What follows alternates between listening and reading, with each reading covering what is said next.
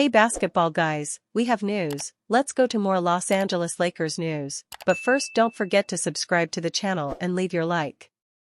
The search for a solid center continues, and the Lakers see an opportunity to sign the big man Kristaps Porzingis. Although it is a risk due to Kristaps Porzingis being injured last season, he is now healthy. Trade suggestion for the Lakers: sign Kristaps Porzingis in exchange for Rui Hachimura and Maxi Kleber. Bleacher Report's Andy Bailey predicts the Los Angeles Lakers will try to land Boston Celtics center Kristaps Porzingis for Rui Hachimura, Maxi Kleber, a 2030 first-round pick swap, and a 2032 first-round pick swap. It's no secret that the Lakers are in the market for a center, with Jackson Hayes being the starter for the 17-time champions since the trade that sent Anthony Davis to Dallas. The Celtics will likely try to offload Hachimura's former Washington Wizards teammate to clear up space on a team that, with their current roster, would pay $500 million in salary cap and tax penalties. While the Porzingis/Luka Doncic duo didn't quite gel with the Dallas Mavericks, both have likely been humbled a bit by the last few years, said Bailey. And chasing a title alongside LeBron James could have them more focused on that than on who gets the credit for the success. For Boston, this one isn't as much about financial flexibility. Porzingis' deal expires after 2025-26, but draft assets are valuable. And Rui Hachimura would give them a slightly younger forward than KP, who could theoretically fit alongside Tatum in positionless forward combinations, assuming the Celtics were to sign him beyond this season. Porzingis, Hachimura, and Kleber's contracts all expire at the end of the 2025-26 season. Hachimura came to the Lakers during the 2022-23 season and has been a solid forward option, averaging 12.6 points per game, shooting 51.7% from the field with a three-point percentage of 40.2% in 160 games. Kleber came from the Dallas Mavericks as part of the Luka trade in February. His only appearance for the Lakers came in Game 5 of the first round of the NBA playoffs against the Minnesota Timberwolves, which Porzingis has struggled to stay healthy for the Celtics, suffering a leg injury in the 2024 NBA Finals which kept him out for a period at the beginning of the 2024-25 season, then a respiratory illness in the 2024-25 season. He missed 40 regular season games during the season. When he is healthy, however, the Latvian has proved himself as a force on the floor. The 2017-18 All-Star has averaged 20 points in all but 3 of his 9 NBA seasons, and will likely be a hot commodity on the trade market if the Celtics were to deal him during the offseason. Other center options for the Lakers to sign. To say the Los Angeles Lakers struggled with Minnesota's size in the first round would be an understatement. The 12 mauled LA up front, with Rudy Gobert, Naz Reid, and Julius Randle eating the Lakers alive. Without a traditional center on the roster that J.J. Redick trusts, Los Angeles was woefully undersized in the paint without any semblance of a rim protector or enforcer. This facet ultimately limited the team's ceiling in an obvious way. Brook Lopez. Former Lakers center Brook Lopez will be departing Milwaukee as a free agent. He's another player that would hold some value as a rim protector, yet also a floor spacer. Splash Mountain, as he affectionately referred to, shot 37.3% from three-point range this year. He averaged 13.0 ppg to go with 1.9 bpg. Those all bode well in his favor. Having said that, there are two things that don't: his age, 37, and his inability to hit the glass. Lopez has never been known as a good rebounder for his position. There are questions as to whether he'd be physical enough at this stage of his career to battle with similarly big yet younger competitors. Like Capella, Lopez probably wouldn't cost all that much, and he'd likely be motivated to return back home to LA, where he grew up. Daniel Gafford. Here's where things get interesting. Dallas has an obvious logjam at center. Derek Lively and Daniel Gafford will be battling one another for playing time. With it being a near lock that Dallas will take Cooper Flagg, there's a high likelihood Flagg's best long-term position is at the power forward spot. Despite not being a fan of the center position, it does make sense to have Anthony Davis play some 5 with Flagg and PJ Washington playing the other forward spots. Though it's a luxury to have all this size up front, there's a world where Dallas looks to offload Gafford. He's an expiring contract, making $14.3 million this year. Dallas likely won't ink him to an extension, which means he's likely expendable. Though the optics would look somewhat strange seeing the Lakers and Mavericks trading with one another again, it does make some real sense. Gafford is a plus defender and a very capable athlete. He'd immediately upgrade the center position. Turning 27 later this year, he also fits the timeline with the Lakers core and would be a guy Pelinka likely extends into the future. Being an expiring contract also could work to LA's advantage in not having to give up a considerable amount of assets to land Gafford. Through the draft. As of right now, the Lakers are slated to have the number 55 overall pick. It's unlikely LA would hop up into the first round unless they really liked a prospect. There's reason to think Pelinka could trade up in the second round, offloading future seconds for a developmental type. There's also a chance they opt to take an unpolished athlete that can run, dunk, jump, and block shots.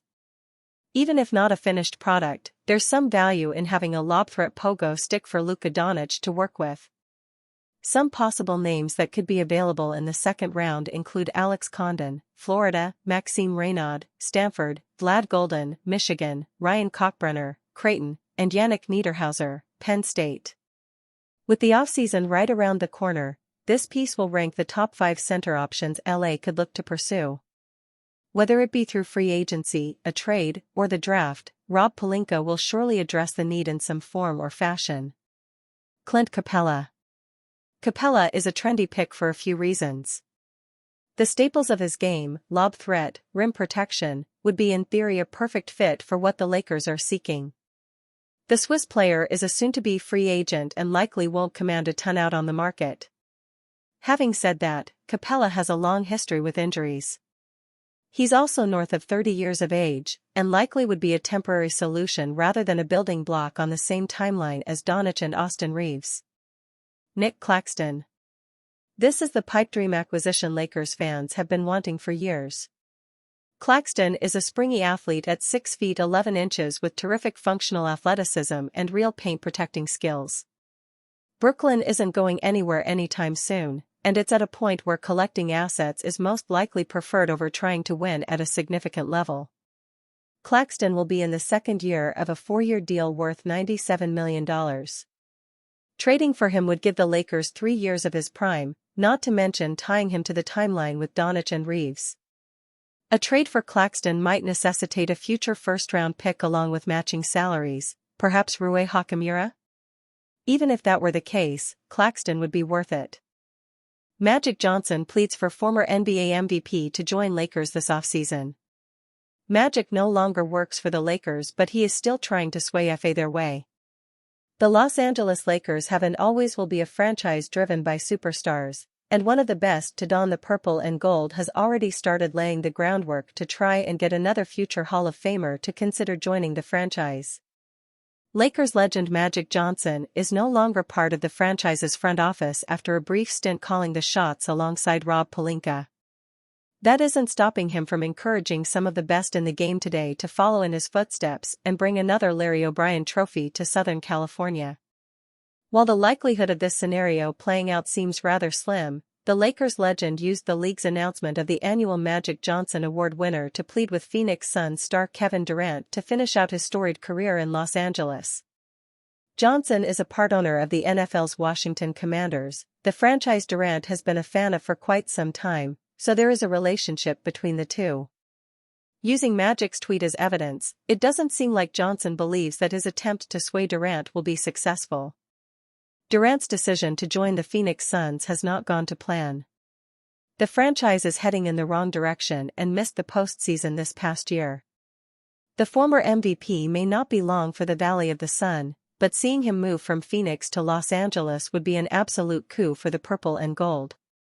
There are plenty of hurdles that would need to be cleared and questions to be answered before the Lakers could even consider pursuing Durant. For as great of a scorer as he is, Durant is quickly approaching his late 30s and, quite frankly, doesn't have the type of physical build as LeBron James, making him more prone to injuries as he ages. Regardless of those facts, Magic Johnson is trying his best to use his sway to convince Durant to at least consider the possibility. Writer suggests that the Lakers should bring back former guard. One of the Los Angeles Lakers roster needs this summer is more three-point snipers.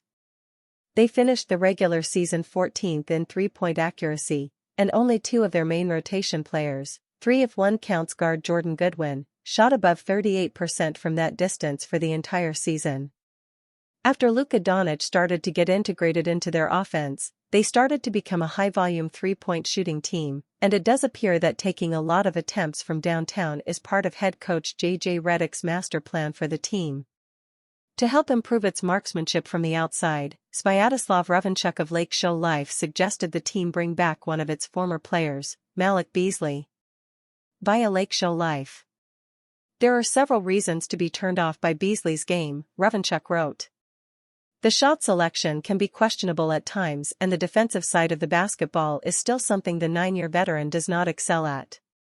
However, with a glaring need for spacing and depth, the Lakers are not in a position to ignore the value that can be found with signing the three-point marksman. There is one crucial aspect that makes the union particularly attractive too. Beasley is coming off his best season shooting the triple and providing a spacing-starved Detroit Pistons team with the necessary threat from range. Imagine the type of damage that can be done by the well-traveled wing in an offense beside Luka Doncic. The Lakers superstar is one of the best players in the league at collapsing defenses and creating some of the easiest three-point looks that his teammates will ever see. Banking on pairing one of the best shooters of the 2024-25 season with a consistently relaxing day at the office is a worthwhile gamble. There will be an understandable caution with the idea of bringing back someone who only lasted half a season with the Lakers.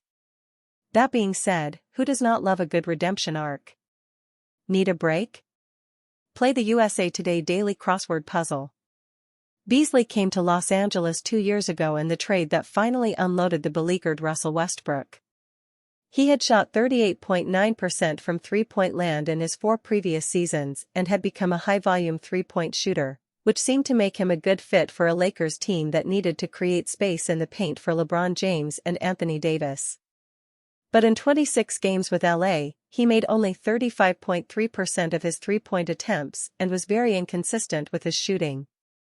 The team ultimately decided to let him become a free agent that summer. He joined the Milwaukee Bucks for last season and shot 41.3% from downtown, and this season, he hit 41.6% from long distance while averaging 16.3 points a game for a rising Pistons squad. He will be a free agent this summer after making just $6 million this season.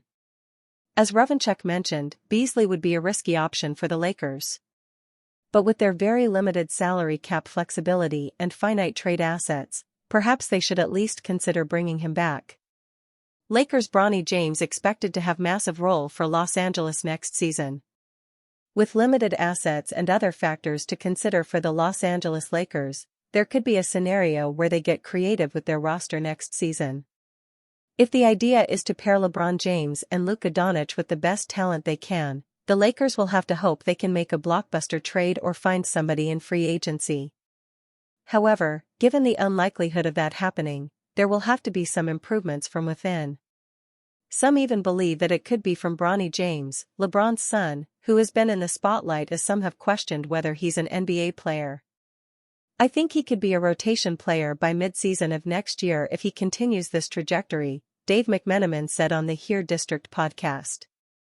Playing James would be a tough outcome from the Lakers' perspective, but he had decent flashes during his time in the G League and his limited action at the NBA level.